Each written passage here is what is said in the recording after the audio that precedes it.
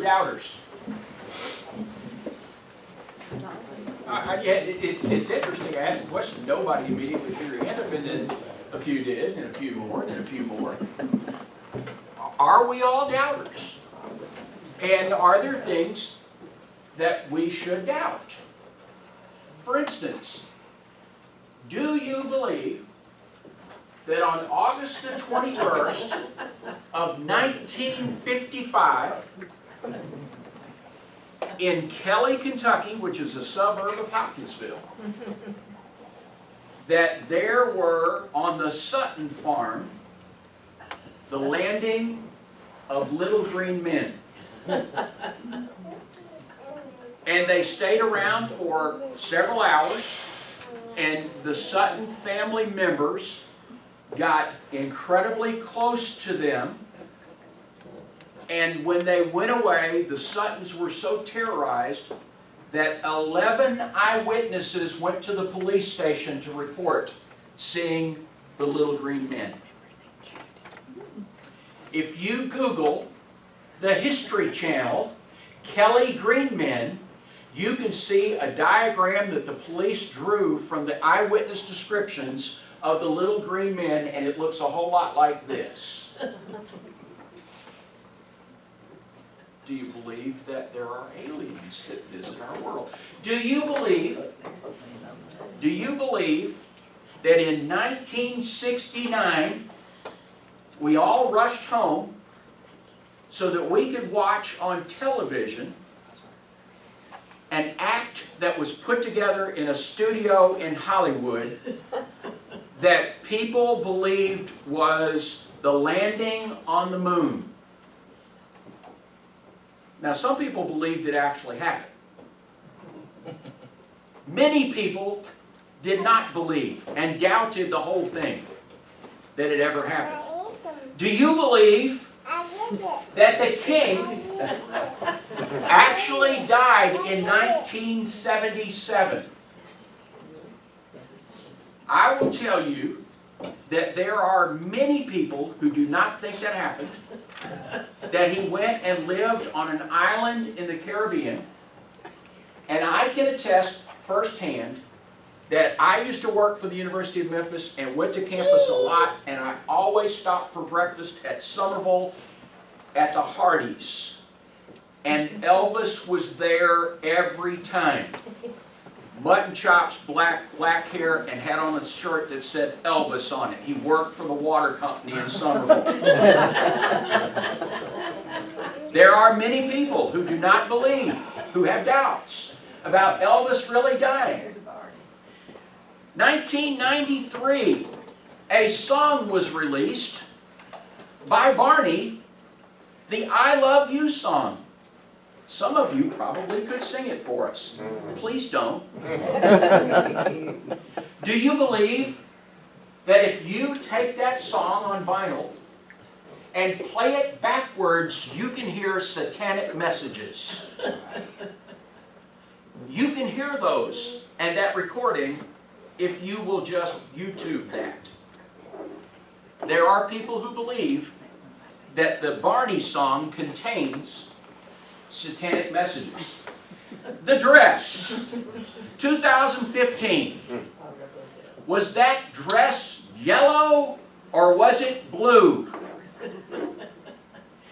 Several years later, they finally released the answer. The dress was blue. Some people today still doubt that. Do you have doubts? What are things that you doubt? And why should we have doubts? You know, I asked Caleb to read, or Peggy to read that verse where it talks about Thomas and his encounter with the risen Christ. Thomas says, unless I can, take my hand and stick it in the hole, I'm not going to believe that this is who Jesus actually is. Is it fair? Is it fair that we call him Doubting Thomas? Think about this for a second. You're in his shoes. You no doubt saw what happened. You saw the crucifixion. You saw the burial. Maybe you've even heard the stories about the empty tomb. But now here he is. He's standing right here. Hi, I'm Jesus. Thomas Doubter. Would you? Would you have doubted? I mean, how many people have he or we ever seen come back from the dead? And so there are times when we doubt. And in fact, this passage here, James says that we must not doubt God. If any lacks wisdom, let him ask of God, who gives to all liberally and without reproach, and it will be given to him. But let him ask in faith, with no doubting. For he who doubts is like a wave of the sea, driven and tossed by wind. For let not that man suppose that he will receive anything from the Lord, because he is a double-minded man, and he is unstable in all of his ways. What preceded this by James was a discussion about trials. That trials are going to come. And that you need knowledge, but you also need wisdom. Because knowledge is understanding the information. Wisdom is knowing what to do with it. And so he says, knowledge is the ability to understand and have faith. And if you don't have faith that God does certain things, then you have no reason to believe that you will receive anything from the Lord, because so much of what we have is based on faith. Is it a sin against God when I have doubts in my life? What can I do to get beyond doubts? Or what kinds of things hinder my understanding and my belief to be faithful to God? Do we have doubts to the point that our life can come to a complete end? And that we're so caught up in confusion and doubt that we simply can't find a way to move forward? And can God help us to remove our doubts? I mean, the truth is, when I ask the question, do you have doubts? After a few seconds, almost everybody raised your hand that you have some doubts. Are there any doubts that we ought to ask God to help us with? And what kinds of doubts are they? Or are we sure? Do we know certain things? What is it about doubt? And what can it do to us? And what exactly is it? Well, here's what doubt is. So if you're going to try to answer the question, do you have doubt? Here's how it's defined. When a feeling of uncertainty about the truth, reality, or nature of something, it is a distrust or a lack of conviction. It is when we fear something or we dread something. Doubt, I like this discussion, is a mental state in which the mind remains suspended between two or more contradictory propositions, unable to be certain of any of them. On an emotional level, it's indecision between belief and disbelief. Do you have doubts? This morning, my wife, while I was trying to get ready, was all excited to tell me about something on Facebook. My favorite thing to discuss. She said, have you seen the thing on Facebook about the cream you can buy and you rub it on your face and it makes all the blackheads come to surface and you can deal with them? They've got before and after pictures and it looks horrible. She said, is that not the most ridiculous thing you've ever heard? She doubts the cream's ability to do that. As obviously did a whole bunch of people who saw this miraculous miracle cream. A discussion that we have in our home pretty regularly is, don't believe that. That doesn't work. That can't happen. That's not real. And advertisers are really good at this stuff, aren't they? This week, I got an email that I opened in my Lipscomb account and immediately got a message that said, You just got fished and we have enrolled you into 2 courses to figure out why not to do this again. I got punished for reading my email. I'll learn to doubt more about the authenticity of some of those things. So when we talk about doubts, I mean the big doubts, the ones that we ought to be worried about, are the ones that we reach a point where we start to wonder whether or not God is actually there. Doubt can lead to some really troubling circumstances, like questioning God's existence, like wondering whether or not the Bible is actually true. And that whole study that we did, I think on a Wednesday night, where we went and figured out, how did we get the Bible? Where did it originate? What's the chances that there are errors in it? If there are, how could they have occurred? And all of that sort of thing. We spent a lot of time looking at the Bible to try to figure out whether or not we believe that we have something that we can have confidence in. And our conclusion after the study was based on history and based on science and based on evidence. Yes, we have a realistic, lively, and inerrant Word that may have some human mistakes in it, but the aspects of doctrine that we see in the Word of God are true. Translators could have messed some things up. There are people who question whether or not heaven is real. There are a lot of people who believe at the end of this life, you just punch that last time clock and they bury you and it's over. That's it. There's nothing more. There's no heaven, there's no hell, that's it. And as a result of that, they have doubts about what you and I believe, about what the Bible teaches about heaven. Do we believe that when we are in our most crisis state, that God is there? You know, when I read about Jesus in the garden and I read about his angst, about what he was facing, he gets very close to questioning, are you still there, God? If there's any way to let this cup pass, please let it happen. And he is grieving over what he's facing.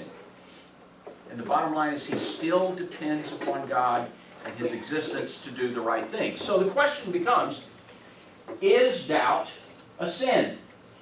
What does the Bible say about doubt, and what can we know? Okay, so Jesus indicated that we can have some forms of doubts in our prayer life if our faith is doubting. Jesus said to them, assuredly I say to you, if you have faith and do not doubt, you will not only do what was done to the fig tree, but also you say to this mountain, be removed, be cast into the sea, it will be done. Whatever you ask in prayer, believing, you will receive. Believing, you will receive. But did you notice the precursor to the comment? It said, if you have faith and you do not doubt. What did the verse say earlier from James? That if you have doubts, chances are God's not going to do anything for you. And so what is it that we should have healthy doubts about? You know, we may have doubts about our faith. We may have doubts about our friends. We may have doubts about our life.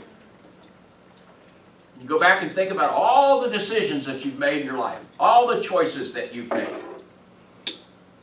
If you made some bad choices, please line up behind me. No, please. Because the bottom line is that we can go back in retrospect and say, you know, yeah, there was some errors, but does that mean that our whole life is gone down the tube because of those errors? What exactly does the New Testament teach about the doubts that we have? First off, we find out that there seems to be described 3 different kinds of doubts in the New Testament. One is a crippling type of doubt. That is, rejecting your own belief system. This is the kind of doubt that takes somebody who at one point in their life could be a completely believing, faithful Christian, and at some point they have completely abandoned all of that and turned away from it. And you and I probably know people who fit that description, that their doubts crippled them. We also know that there are those who have a doubt that the Scriptures describes that is a seeking doubt. These are the people who ask questions, who are looking. Or they're looking for some type of affirmation of what they believe to be true. That we are seeking some support for our faith. And there are people who read the Scriptures to try to reinforce what they already believed about what God's will was and what they wanted. And a third type of doubt that we know about is what I've described here as momentary doubt. It is doubt that occurs as a result of some type of issue that happens in your life, like a crisis or stressful or pain or some type of illness or something like that, maybe a loss. And the pain asks us, is all of this really worth it? But that often the momentary nature of it is, for many people, is once that is behind them, they over time will reestablish themselves and get back into their faith feet again and have the ability to go forward. We also know that there are times when that momentary doubt takes extended periods of time. And it's hard for them to ever get their faith completely whole again. What causes doubt? Well, generally, guilt and sin can be charged with creating a lot of doubt. We want to find some way to justify our actions, and we doubt or we test or we challenge everything. If you are looking for a reason to justify what you're doing, you will find it. It may not be right, it may not be accurate, it may not be fair, but you'll find it. Because it's what you want to be the case. And you think about what happened in Acts chapter 5 when we talk about Ananias and Sapphira. They were impressed with how many accolades Barnabas had gotten because of his generosity. And so what happens is they decide they would like to have some part of that too. And so in order to look like they're doing what they need to, they're hiding the fact that they have kept back some for themselves. Found something this week that I liked, written about that particular incident.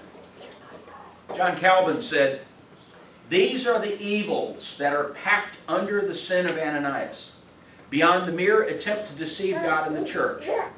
They are the contempt of God, sacrilegious defrauding, perverse vanity and ambition, a lack of faith, the corrupting of a good and holy order, and hypocrisy."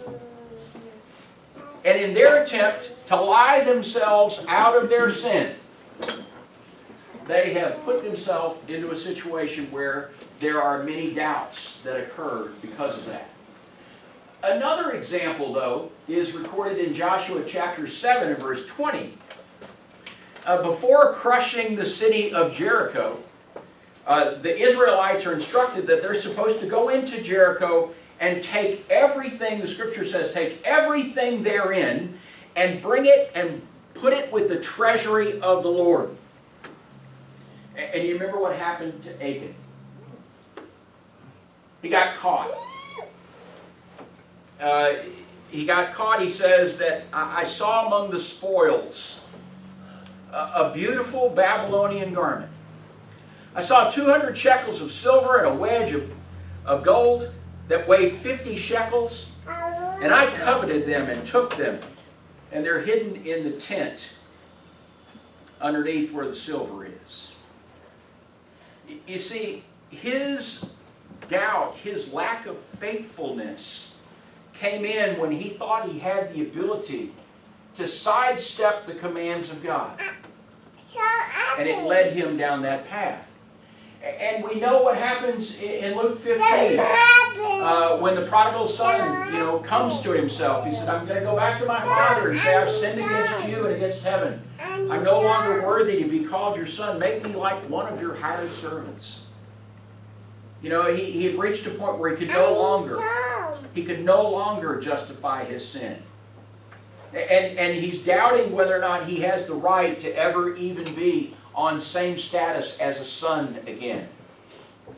And then in Luke chapter 18, the rich young ruler. What do I need to do to inherit eternal life? Well, you do this and this and this and this. I've done all those things for my youth. Yeah, but one thing you lack. Sell all that you have and distribute to the poor, and you will have treasure in heaven. Come and follow me. It was his sin. And it was likely after that the guilt that he's going to feel because he didn't do what he was commanded to do that's going to lead to a challenge of his doubting how he's going to go forward in his faith. There are people, though, who are searching as a cause of doubt. And, you know, when you look at these passages, here's what I want you to think about. There are healthy reasons to doubt. Okay? Doubt isn't always bad. It can be. But there are healthy reasons why it's okay to doubt. If they're searching, test all things. Hold fast to what's good. Find out what's acceptable to the Lord. Let a man examine himself before you partake of the body and the blood of Christ. Examine yourselves whether you're in the faith. Test yourselves. Do you not know yourselves that Jesus Christ is in you unless you are disqualified? Don't be conformed to the world. Be transformed by the renewing of your mind that you may prove what is good. Beloved, don't believe every spirit, but test the spirits. There are many verses in the New Testament that remind us of the necessity of being absolutely sure of trying to find out what truth, doctrine, and the will of the Lord is. And that means that you should doubt things that aren't like that. Or that you should search and test and prove whether or not those things are accurate. You know, our family, we love cop shows. We watch an inordinate number of cop shows. Mostly because they are so exciting and so realistic, but that none of that could actually happen in real life, but that's okay. And what you find in the cop shows is that it's really easy to create doubts. You know, there's one show that we watch called The Mentalist, and he can create all kinds of, he has the ability to read people's minds. But then you realize, no, he doesn't. He's just picking up on clues. He's like a good psychologist in some way, or a bad psychologist.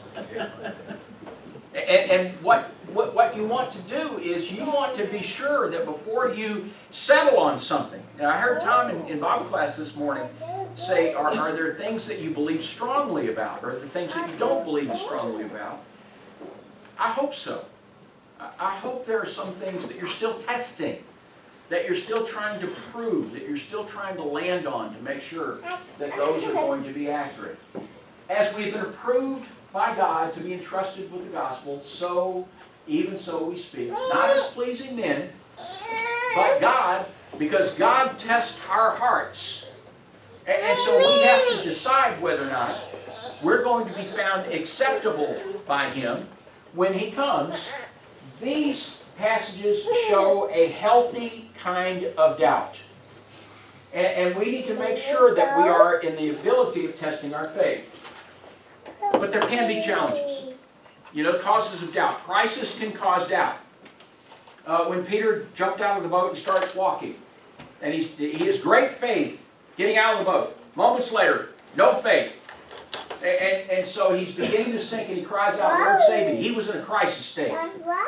And he begins immediately to doubt whether or not he has the ability to do what he thought he did.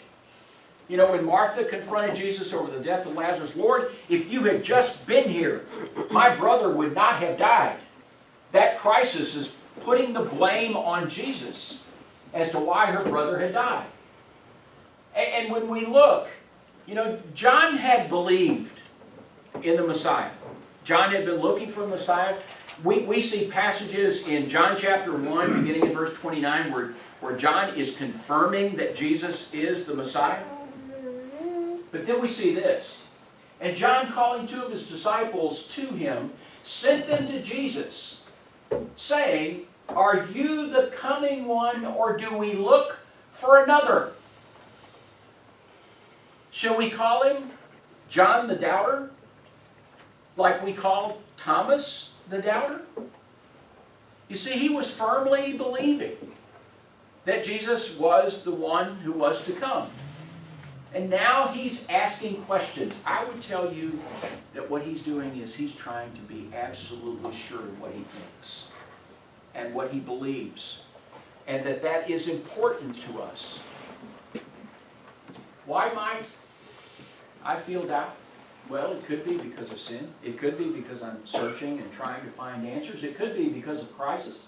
What do we need to do about it? Well, if it's sin, we need to reject it, and we need to keep looking for truth. If we find the truth, we need to rejoice that we have, and when the crisis is over, we need to be over it too, as best we can, as quickly as we can, with God's help. And I think that that's going to alleviate the challenges that come when we allow a crisis to be sustained in our life that can ultimately affect our doubt long term. Doubt that drives you toward God is good. Doubt that pushes you away from God is bad. Doubt that gets us through crisis can be helpful. Doubt that rejects the truth when confronted is dangerous. This year, we're still in the first month of the year. I want to suggest that we do what we can to consider God, to consider His comfort, His peace, His joy, His promises. We've been singing those songs this morning. That our faith is going to remain strong no matter what. That we may be confronted, we may be challenged, there may be issues that we have to deal with. That we're going to have people who are going to come up and tell you, if you don't believe in the little green men, you're just being foolish. The greatest form of evidence is an eyewitness, and they had 11 of them. So the green men actually exist. You and I need to keep testing the spirits. We need to make sure things are true that have been presented to us. Study your Bible. Bring it to church. Read it in Bible class. Read it at home. And do what you can to be as sound in the faith as you possibly can, because when doubts come, that will help you even more. If you're here this morning and you're not a member of the church, you know what you need to do. We're ready to help you. You're ready to be baptized. And for the rest who are here, the truth is, all right, let me try one more time. How many of you have doubts? Now you all quickly raised your hand. We do. Now, I didn't ask you if they were good doubts or bad doubts. Are they helpful doubts? Or are they pushing you away from God doubts?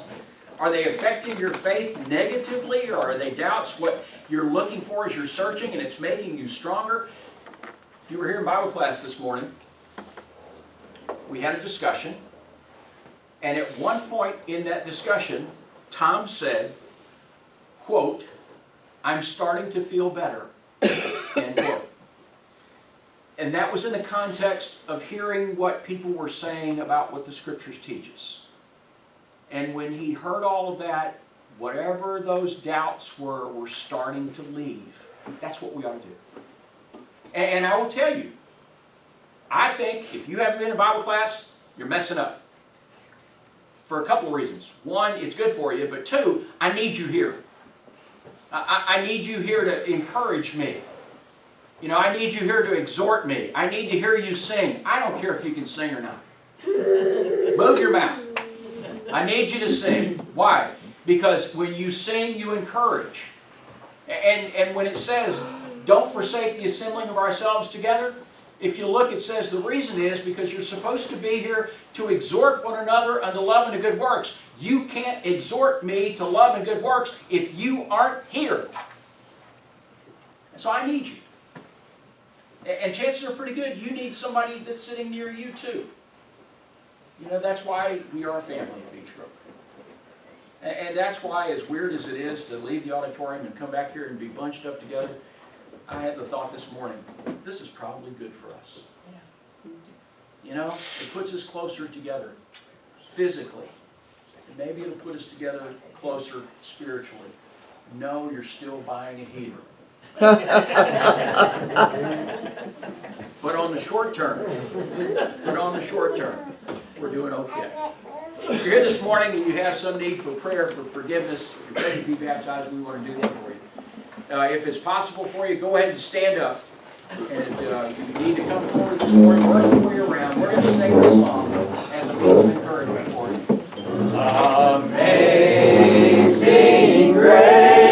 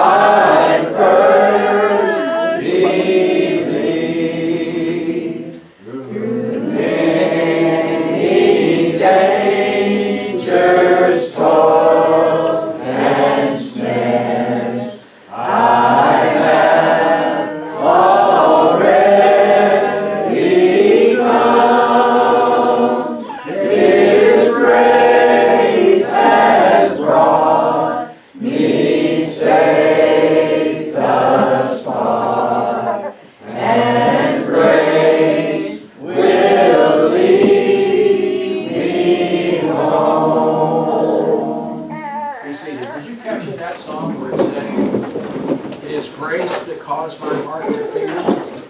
It's grace that caused it to be relieved. Isn't that fascinating? That understanding the grace of God creates fear in us that we don't not go to heaven. And understanding what the grace of God is all about is what relieves that fear and knowing that we're going to do that. If we can stay faithful. Love that song. Did everybody get a communion kit this morning? Anybody need one? Okay. Anybody else need one? All right. Let's sing the song to prepare our minds. Faithful.